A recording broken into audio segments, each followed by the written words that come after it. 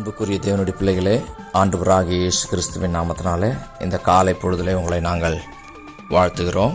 இந்த நாளுக்குரிய ஆண்டவருடைய வார்த்தையை நாம் வாசிப்போம். லூக்கா 22:32 வசனம். நானோ உன் விசுவாசம் ஒழிந்து போகாதபடிக்கு உனக்காக வேண்டிக் கொண்டேன். நீ குணப்பட்ட பின்பு உன் சகோதரரை ஸ்திரப்படுத்து என்றார். ஆண்டவர் பேதுருவனுடைய வாழ்க்கையில் என்ன நேரிடப் போகிறது என்று அவர் சொல்லுகிறார். ஒரு மிகப்பெரிய சோதனைக்குள்ளாக பேதுரு செல்ல போவதாகவும் அதிலிருந்து அவன் குணப்பட போவதாகவும் இந்த இடத்துல ஆண்டவர் சொல்கிறார். இதுவரை இப்படிப்பட்ட ஒரு சோதனைக்குள்ளாக பேதுரு சென்றது கிடையாது. முதல் முறையாக விசுவாசம் ஒழிந்து போகிற அளவிற்கு, இயேசுவானவரை மறுதளிக்கிற அளவிற்கு ஒரு சோதனைக்குள்ளாக செல்ல போகிறான். ஆனால் ஆண்டவர் சொல்கிறார், நீ குணப்பட்ட பின்பு. அப்படி என்றால் பேதுரு இந்த சோதனைக்குள்ளாக சென்றாலும் அந்த சோதனையில் ஜெயத்தை கொடுக்க போகிறார் ஆண்டவர். இந்த சோதனையிலிருந்து பூர்ணமாக அவன் வெளிவரப் போகிறான் என்று இந்த வார்த்தைகள் காட்டுகிறது.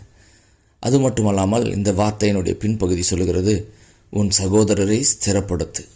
இவன் குணப்பட்ட பின்பு மற்ற சீஷர்களை குணப்படுத்த வேண்டும் என்று ஆண்டவர் சொல்கிறார். அப்படி என்றால் இந்த சோதனையில் இவன் கண்டிப்பாக ஜெயிக்கப் போகிறான். எதற்காக இந்த சோதனை இவனுக்கு அனுமதிக்கிறார்? இந்த சோதனையிலிருந்து அவன் வெளிவரும் பொழுது மற்றவர்களையும் பலப்படுத்துவதற்காக. நம்முடைய வாழ்க்கையில் ஆண்டவர் சில சோதனைகளையும் சில சிக்ஷைகளையும் சில கடினமான தருணங்களையும் நாம் கடந்து வரும் பொழுது நாம் நன்றாக தெரிந்து கொள்ள வேண்டும், இந்த சோதனைகளும் சிக்ஷைகளும் அதிக நாள் நீடிக்காது. நிச்சயமாகவே இவைகளிலிருந்து ஆண்டவர் நமக்கு வெற்றியை தருவார், அது உறுதி. ஆனால் இந்த சோதனைகளிலே நாம் ஜெயம் பெற வேண்டும் என்பது ஆண்டவருடைய விருப்பம். இந்த சோதனைகளை நம் வாழ்க்கையில் அனுபவித்ததற்கான நோக்கம், இந்த சோதனைகளிடத்திலே நாம் கற்றுக்கொண்ட ஒவ்வொரு பாடங்களை வைத்துக்கொண்டு இப்படி சோதனைகளுக்குள்ளாக வருகிறவர்களுக்கு, பாடுகளுக்குள்ளாக கடந்து செல்லுகிறவர்களை பலப்படுத்துவதற்காக ஆண்டவர் நம்மை இந்த பாடுகளுக்குள்ளாக நம்மை வழி நடத்துகிறார்.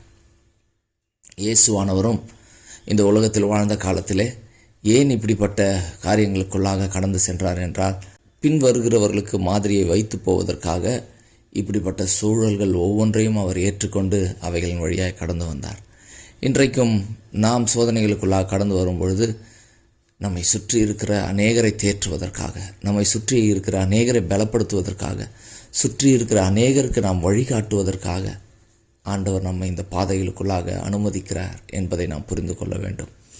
ஏன் ஆண்டவரே என்று நாம் கேள்வி கேட்பதற்கல்ல, இந்த சோதனைகளிலிருந்து நீங்கள் குணப்படுவீர்கள், குணப்பட்ட பின்பு சகோதரர்களை பலப்படுத்துங்கள். அதற்காகத்தான் ஆண்டவர் அனுமதித்திருக்கிறார். ஆகையினால பேதுருவுக்கு இந்த சோதனை அனுமதித்தது எதற்காக?